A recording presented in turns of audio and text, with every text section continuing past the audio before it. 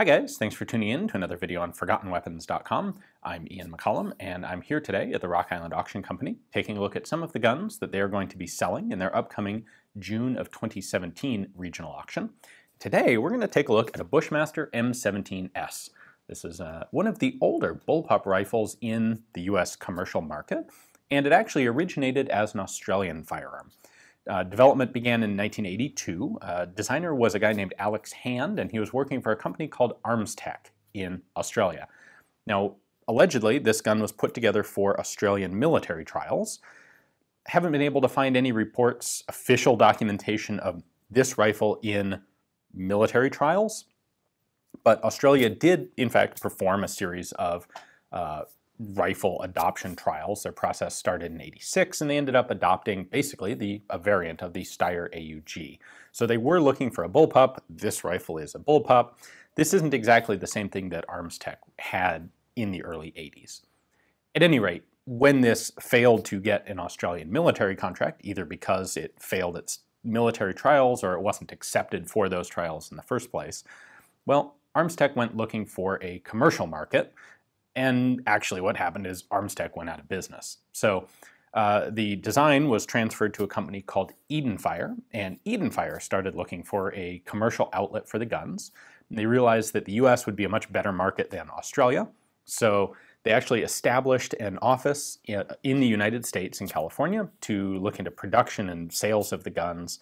And then Edenfire also pretty quickly went out of business. Ultimately, in 1993, the rights to build the design were purchased by Bushmaster. And Bushmaster actually put this gun into production. And almost immediately, the 1994 assault weapons ban passed. So these started production in '93. They were ultimately produced until 2005, and almost all of them were produced as post-ban styles of guns. Now, I'll skip a detailed description of the US assault weapons ban, which lasted from '94 to 2004. But the short version is it didn't have that much impact on this rifle. Basically, what it meant is that these had to be sold without flash hiders. So they basically did that by putting a lengthened barrel sleeve on here and a muzzle nut, and that took care of the legal ramifications there. And that left this actually in a pretty good position during the assault weapons ban as an option for someone who wanted a so-called evil black rifle.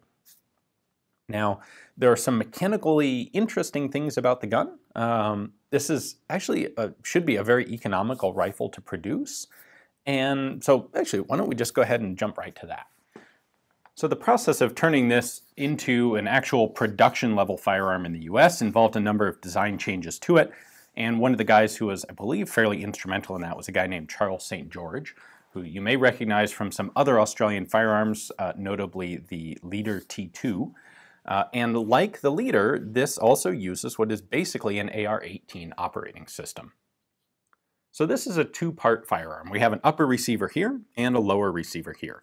And the upper receiver is actually extruded aluminum, which is pretty cool. That's actually very similar to the way the SCAR is made now. It's a very economical manufacturing technique, and it makes a lot of sense. The lower receiver is Zytel. It's a glass-filled nylon, basically. Plastic, you can call it in general. And again, this would make for a pretty economical part to make.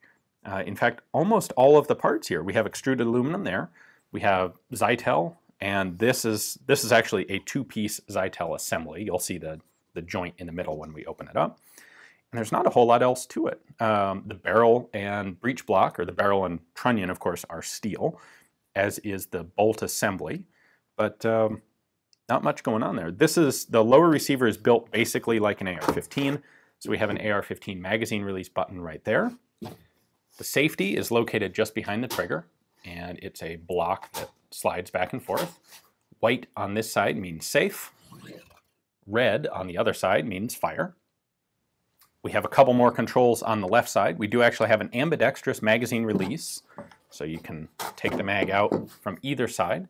And then this is your bolt release and bolt hold open. This does lock open on empty magazines, like an AR-15. And then the charging handle is located on the top of the gun. So we have this carry handle style of assembly. Picatinny rail on top because your iron sights are actually located right here.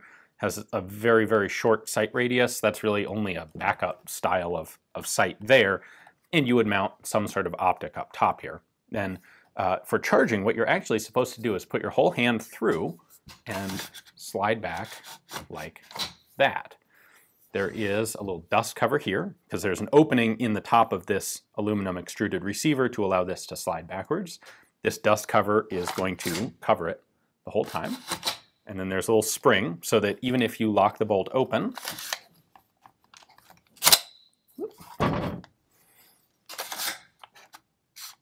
there we go. So even if the bolt is locked open, which it is right now, the handle has its own little spring to bring it back to the forward position. You will notice, of course, that this is only right-handed compatible. If you're a left-handed shooter, this simply is not a rifle you can use because there's only an ejection port in the right side. Can't change it, can't move it. No attempt was made for that. All right, and lastly, before we open it up, we have a marking plate here. This is kind of like a Glock, where we have a metal plate embedded into a polymer receiver. The reason for this is that in the US, legally, the receiver is the part that receives the magazine. So it has to be this polymer lower section. And you can't have the markings in polymer, they have to be in metal. So they embedded this metal plate. BFI is Bushmaster Firearms Incorporated out of Windham, Maine. And caliber, model, serial number, etc. Disassembly is pretty easy. We're going to take our 2 push pins here and tap them through. These are captive pins, so once I've got them started, I can just pull them all the way out, like that. And then the lower is just going to pivot down, like so. It'll open all the way 90 degrees, like that. With the lower out of the way, I can then pull out the bolt assembly. That's pretty slick. Again, like an AR-18. So anyone who has seen an AR-18 will recognize this, of course. Bolt body is basically identical to an AR-18. We have the same cam pin, multi-lug AR style rotating bolt, 2 guide rods here, each one with its own recoil spring. So that is what the bolt does when it cycles. This piece in the back is just to line up the whole assembly inside that trapezoidal aluminum receiver.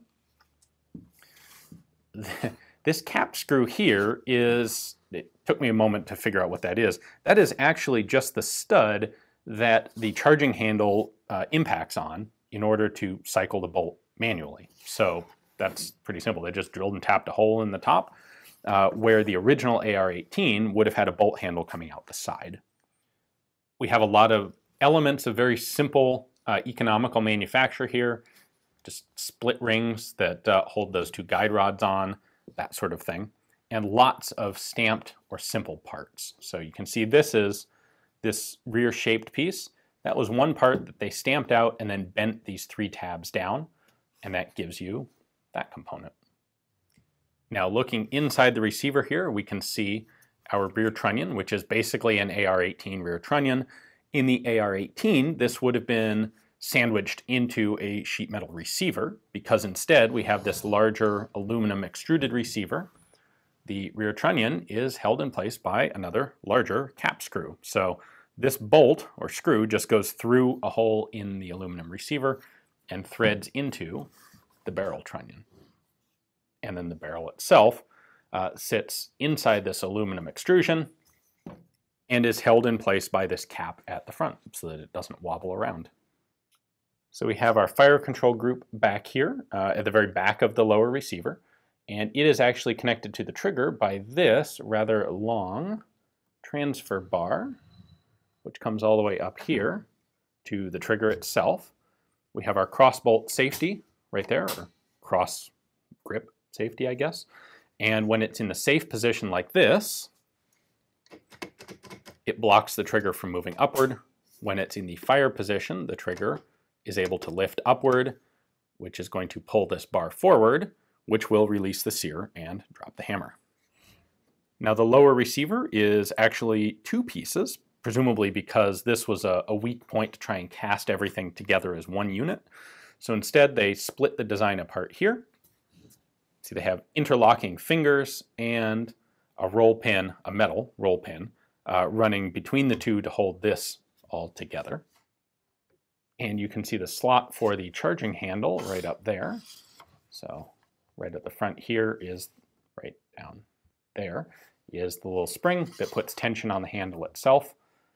And then you can see this finger right there is going to catch on this cap screw on the top of the bolt, and that's what pulls the bolt back.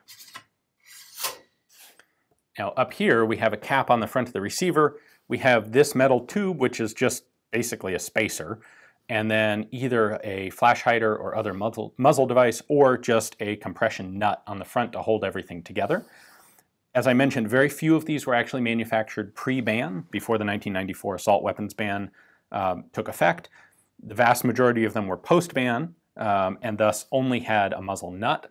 However, since the expiration of the ban in 2004, a lot of the owners actually got either shortened or bought a short sleeve here and put on a muzzle device. So this is a post-ban gun, but it now has a flash hider on it, which is totally legal now because the assault weapons ban is no longer in force. It's kind of hard to get a good view inside here, but the inside of this receiver is extremely simple.